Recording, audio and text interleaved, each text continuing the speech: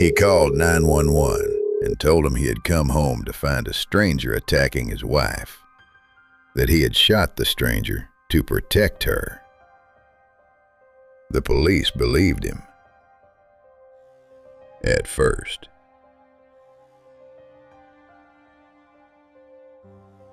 His wife was dead. The stranger was dead.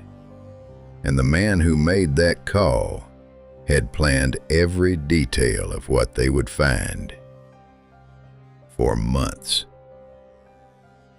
His name is Brendan Banfield, and this is one of the most elaborately constructed crimes in recent American legal history.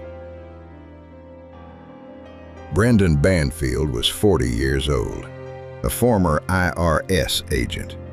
He and his wife Christine lived in a quiet, affluent suburb in Herndon, Virginia.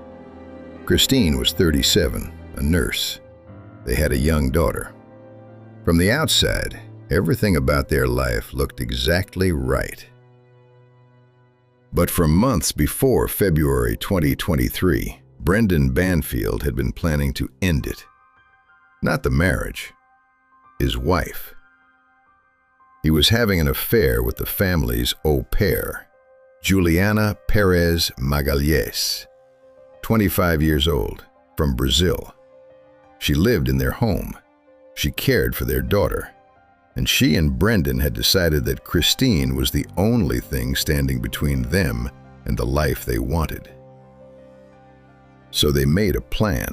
The plan required a stranger, someone who could be framed, someone whose presence at the crime scene would explain everything, the violence, the death, the chaos, without implicating Brendan. They created fake accounts on an adult website, posing as Christine.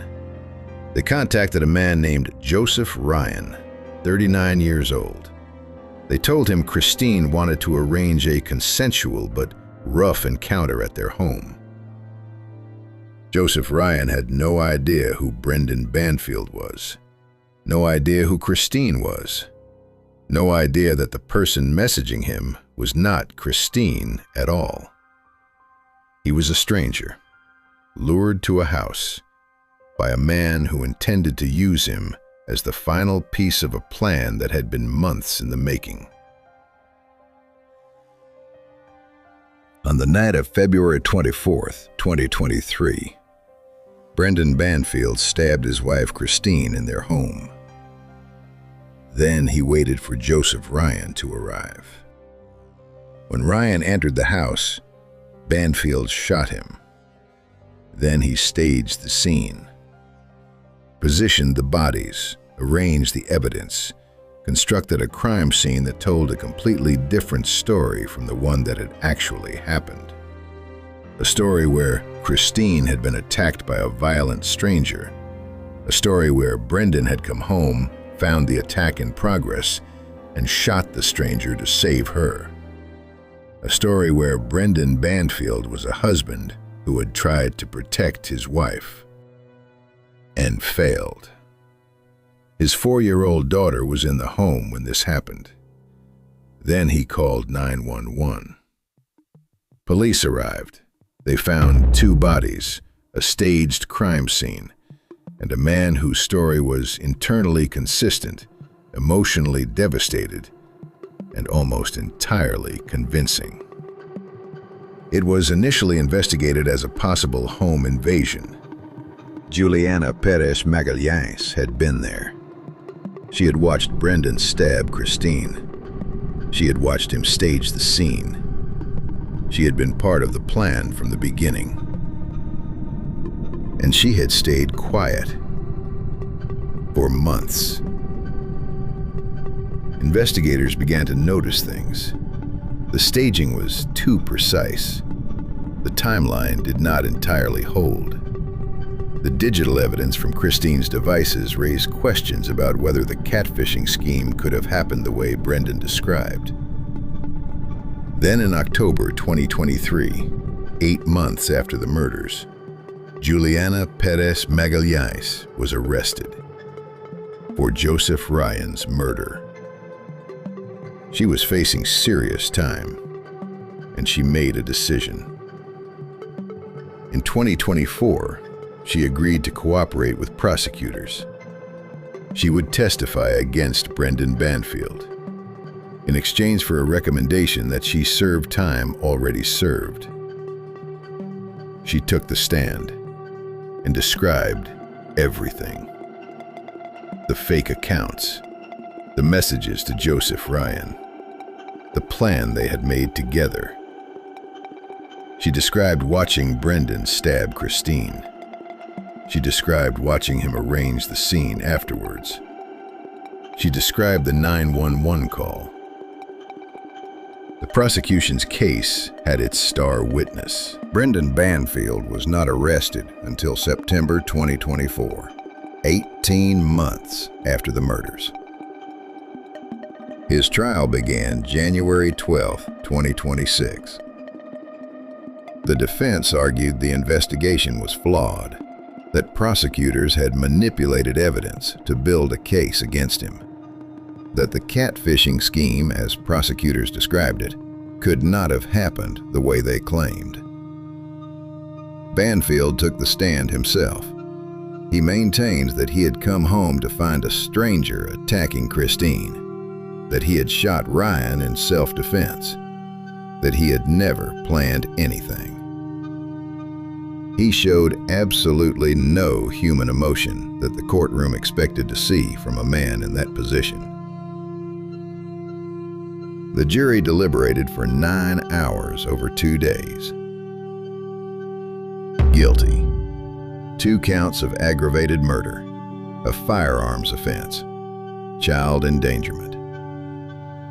At sentencing, the judge looked at Brendan Banfield and said something worth remembering.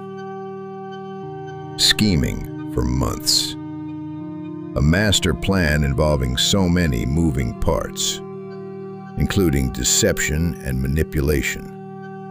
Luring a completely innocent man into your deadly trap. Continuing on after the murders without a care. And not once thinking of the impact on Christine's daughter. The disregard of the life of your wife, someone you supposedly loved, is almost unfathomable. She sentenced him to life in prison without the possibility of parole. He maintained his innocence to the end. Juliana Perez Magallanes had been told she would receive time served for her cooperation. The judge did not follow the recommendation. She sentenced Juliana to the maximum, 10 years for manslaughter. The woman who had watched Christine Banfield die, who had helped plan the scheme that killed Joseph Ryan, who had stayed quiet for 8 months, and who had then testified against the man she had done all of it with. 10 years. Joseph Ryan had answered a message on a website. He thought he was going to an arranged encounter. He had no idea who Brendan Banfield was.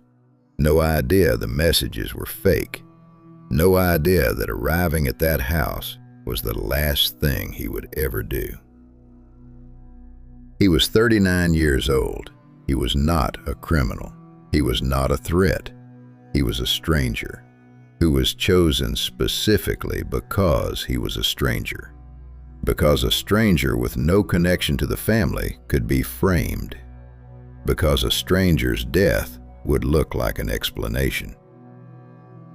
That is the part of this case that stays with you. Christine Banfield was 37 years old, a nurse, a mother. She had no idea her husband had been planning this. No idea the man she was married to had spent months constructing the circumstances of her death. No idea that the woman living in her home and caring for her daughter had helped him do it. Her family's attorney described her as someone who had done nothing wrong, who had simply been married to the wrong person. The judge agreed. Not once thinking of the impact on Christine's daughter. If this case stayed with you, Share it with someone you trust. And if you want more cases like this one, subscribe. A new case drops every Thursday. I'll see you in the next one.